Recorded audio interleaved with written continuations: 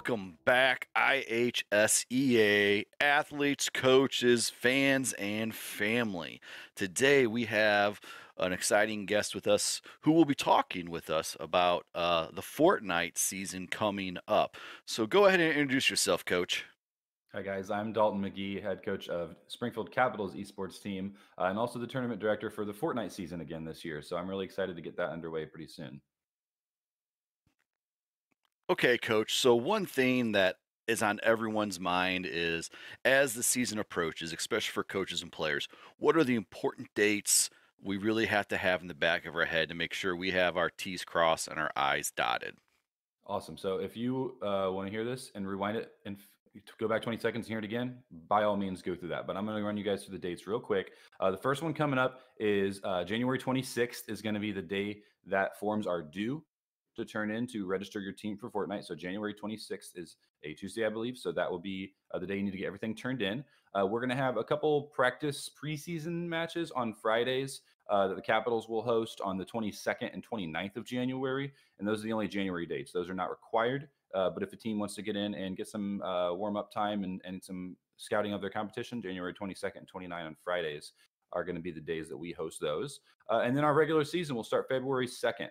Our regular season matches are 8 consecutive Tuesdays starting February 2nd. So it'll be the 2nd, 9th, 16th, 23rd, and then March 2nd, 9th, 16th, and 23rd. Kind of funny that they worked out with the same exact dates in both months this year. And so those are the regular season matches. We will have our all-star matches, which we'll get to in a little bit what those are, but those will be on Friday, February 26th and Friday, March 26th. And then the Fridays in between those, we'll host optional all-star like warm-ups to get you in the get you ready for those all-star matches. So Fridays will be those, and Tuesdays are regular season matches. Our playoffs will be coming up in April. So our first round of the playoffs is Tuesday, April 6th. Our second round of the playoffs is Tuesday, April 13th.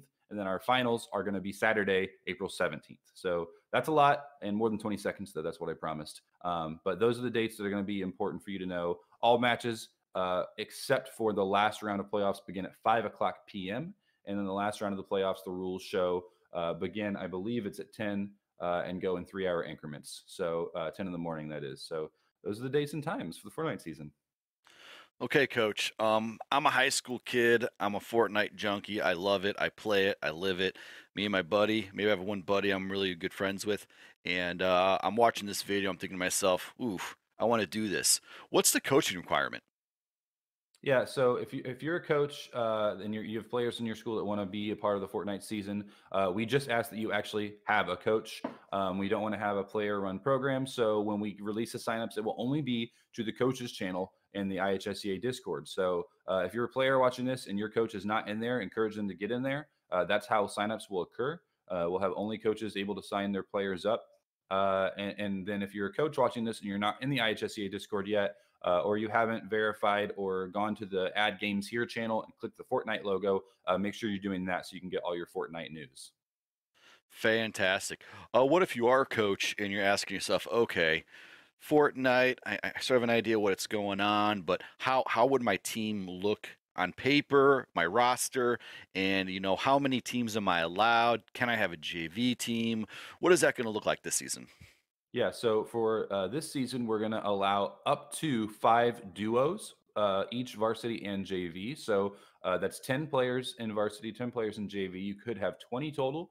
You could have one JV duo only. You could have one varsity duo only. You could have anything in between. So it is going to be duos based, and we're going to break down how that works here a little bit later in this video. But you can enter at least one duo in either JV or varsity, and then you can have up to 5 duos in either JV or varsity. Fantastic. When we move on, so now we got our duos in place. We're playing our matches. How do you predict we're going to be reporting matches? What are we going to be using this year? Yeah, so I'll walk you through sort of what the average night looks like on a Tuesday night for a regular season varsity Fortnite match. So what you'll do is in our sign up form that I mentioned is due on the 26th, we will have submitted our player names and player epic IDs, their in-game names for Fortnite. Once that is submitted, their epic IDs may not be changed the whole season. If they are, you cannot play, period. End of story. No exceptions. So the players need to make sure they're not changing their epic IDs. And a fair warning, at least if I'm not mistaken, still there's like a 2 week delay on being able to change them back. So that's 2 matches they wouldn't get to play. So do not change your Epic IDs once that's submitted. Coaches, make sure you stress that. Players, make sure you understand that. That being said, it's 4:45. You're getting ready to start your first match. If you're the hosting team, you're going to invite the Epic IDs of your opposition. You're going to get into a squads game, and the two duos that are opposing each other will drop into the same island and then go for an elimination race. They'll try to get more eliminations than their opponents over the course of 3 games. It'll be cumulative in nature. So even if you drop a big goose egg on the first 2 games, if you pop off in the 3rd game and make up the difference, you would win that match. So that is how the regular season matches will work. And then when it comes to reporting those scores, after all 3, you will have taken a screenshot of your match statistics screen. If you're not sure what that is, it's at the very bottom of the rules document that we will release. It's an example of what that looks like, so you know where to find it. And then you'll upload all 3 to verify the number of eliminations you've reported you and your duo partner have got. At that point, the IHSEA staff will upload that onto Challenge, where we will see the scores and be able to keep track of people's records.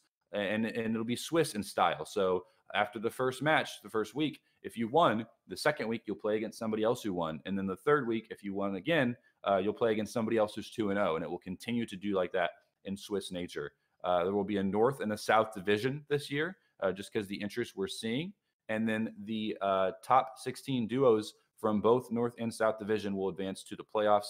And then we will have it, them go at it in the playoffs, just like we did in our previous games this year.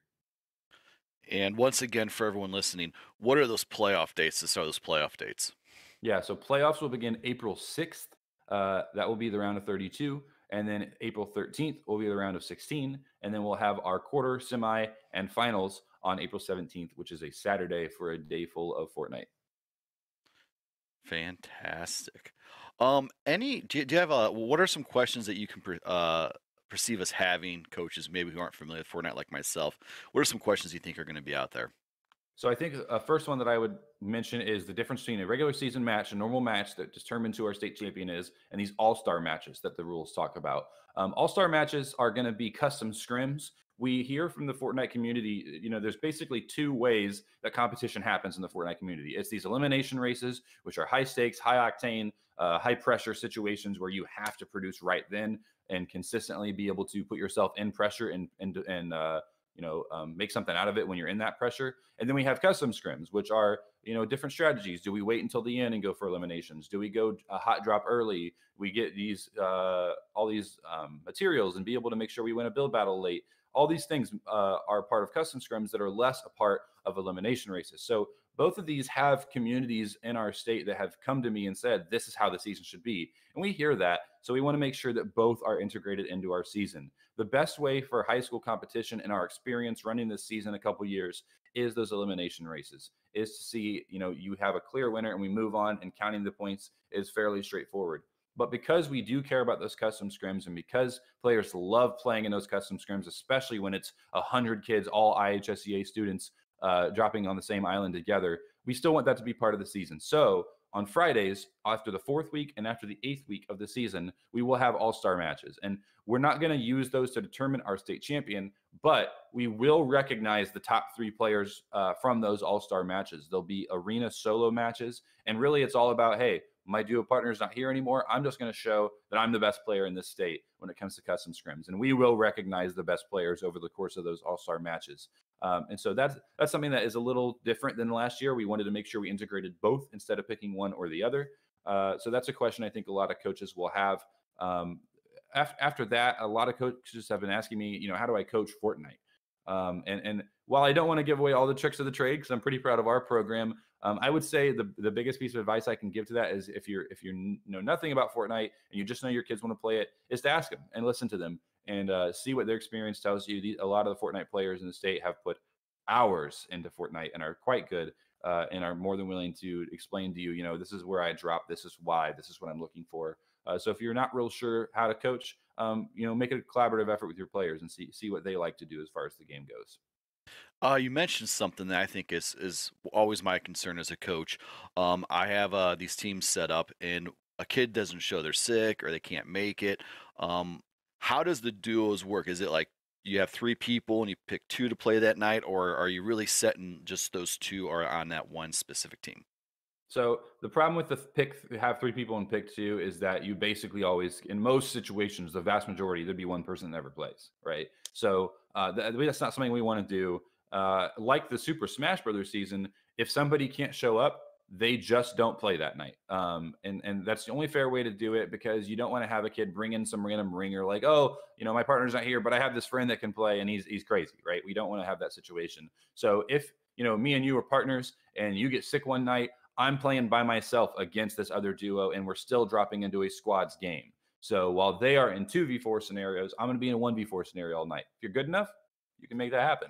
But if you're not, or if that's going to be a challenge for you, then definitely stress both your partners need to be there every night because you guys got to work together. It's a tough season. So you're hearing that, Fortnite players out there, pick a partner you can rely on. Maybe not the best player, but who's going to be there to practice with you and show up on match nights. That's going to be really, really key. Coach, if anyone has any questions, what's the best way that they, of course, can get a hold of you as the TO? Yeah. So the first thing I would say is look at the rules. And the second thing I would say is rewatch this video because what we found in the Smash season is those two steps frequently answered every question.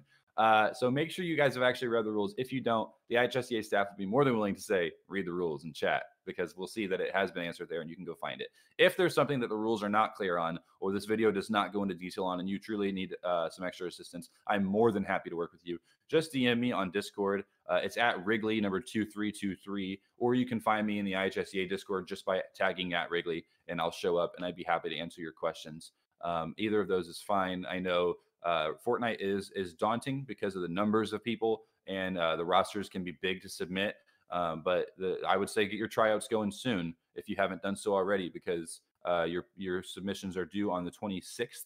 And what's that? Essentially a little over 2 weeks from the day of us filming this today on a Sunday the 10th. So get those tryouts going, get the teams ready. And like Coach Rax said, one of the important things that I have found as a Fortnite coach is is significantly more valuable than you may realize it is. You want to make sure you pick a reliable, consistent partner that's going to be there for you. Those are the partners that tend to get really high in the seedings for the Fortnite standings.